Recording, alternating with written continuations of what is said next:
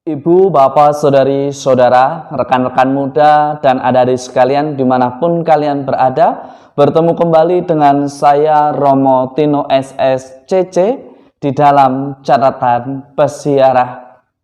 Seringkali kita menjadi bijaksana karena kesetiaan, tetapi seringkali juga karena kebijaksanaan kita dipuji. Dan pujian itu seringkali membuat kita terlena dengan alasan untuk membangun sebuah relasi. Kita rela meninggalkan apa yang menjadi prinsip hidup kita hanya karena alasan asimilasi. Tetapi sebagai orang beriman, Anda dan saya serta kita semua diajak dan ditantang untuk senantiasa belajar setia dengan apa yang kita imani tanpa harus merusak toleransi, tanpa harus merusak budaya, tetapi juga tanpa harus meninggalkan kepercayaan kita. Sebelum kita mendengarkan permenungan dari catatan pesiarah, marilah kita membuat tanda kemenangan Kristus. Dalam nama Bapa dan Putera dan Roh Kudus. Amin. Allah Bapa yang kekal dan kuasa, Engkau memanggil kami semua kepada kekudusan. Semoga berkat teladan Santa Skolastika, kami sanggup mengabdi Engkau dengan kasih yang tulus dan berbahagia, menikmati karunia kasih-Mu di dalam persiaran hidup kami. Demi Kristus Tuhan dan pengantara kami. Amin. Ibu, bapak, saudari, saudara, rekan-rekan muda, dan adik-adik sekalian yang terkasih, di dalam kitab pertama Raja-Raja, Anda dan saya serta kita semua diajak untuk melihat kisah dari Raja Salomo yang memiliki hubungan yang baik dengan negeri lain, dengan para sahabatnya, yang menyebabkan beragam orang asing yang berbeda budaya, yang berbeda suku, datang ke tanah terjanji, datang ke Yerusalem. Akibatnya, oleh karena kehadiran orang-orang asing, Salomo tergoda untuk tidak setia kepada Allah.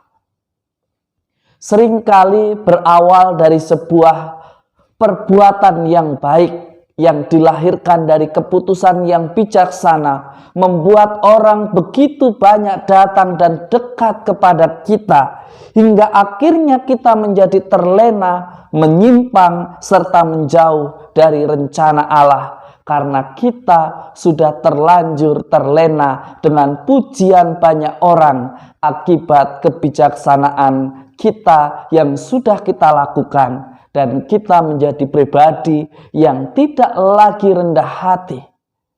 Kita diajak untuk tetap bijaksana dan setia untuk menyembah Tuhan, mengandalkan Tuhan, dan selalu sikap rendah hati.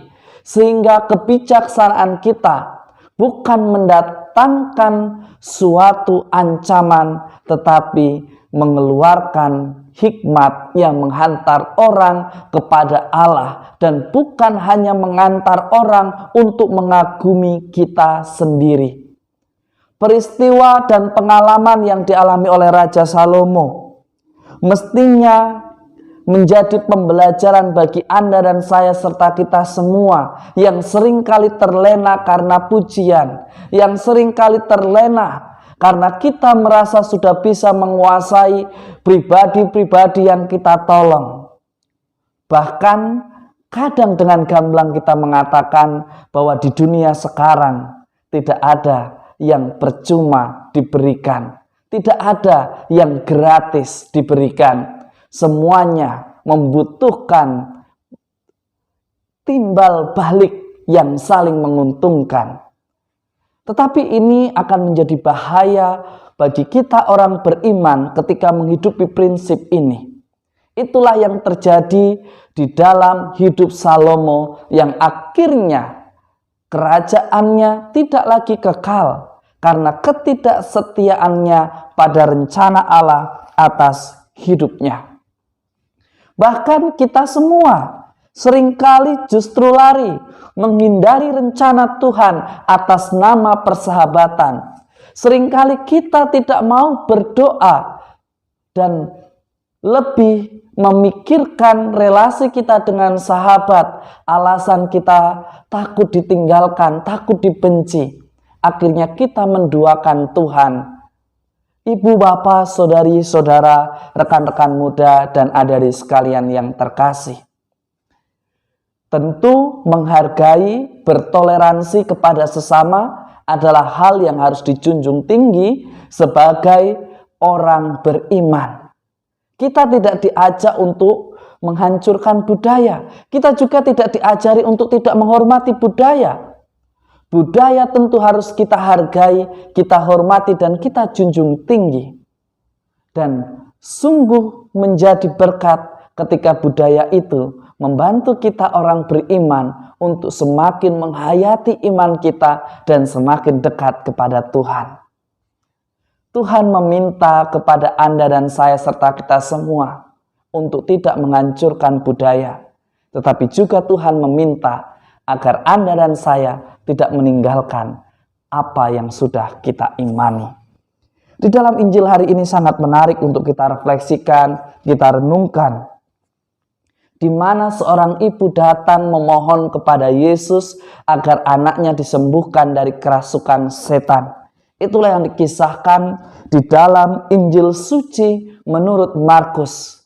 Meskipun ia dihina, meskipun ia direndahkan, tetapi karena sikap kerendahan hatinya dan sikap yang sungguh bijaksana, ia membuat anaknya selamat dengan imannya.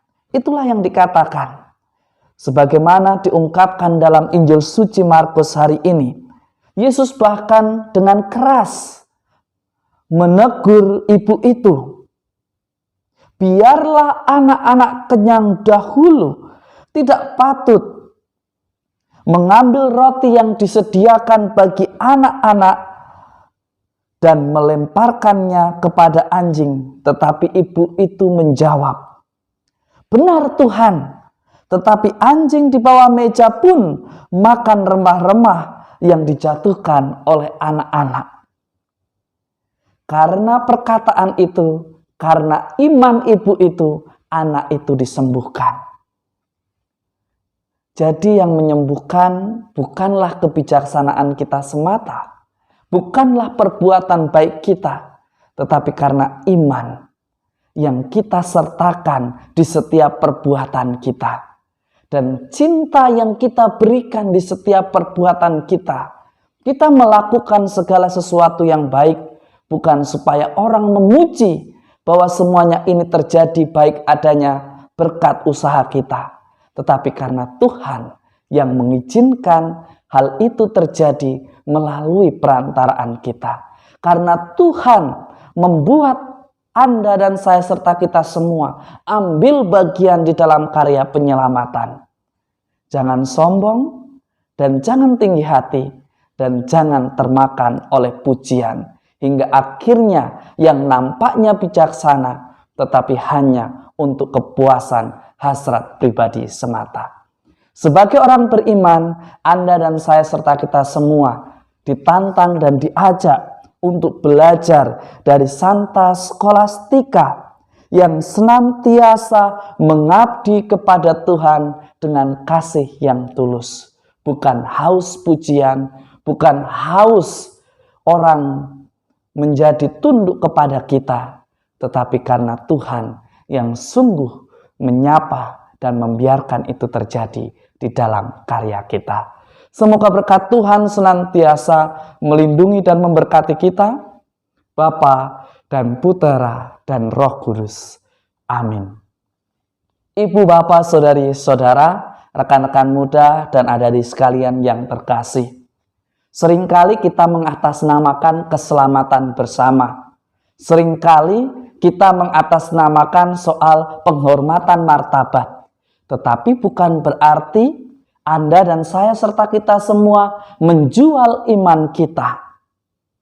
Kita ditantang sebagai orang beriman untuk tetap dengan rendah hati di dalam kebijaksanaan, di dalam persiaran hidup kita, tanpa harus meninggalkan iman kita dan tanpa harus merusak budaya hidup kita.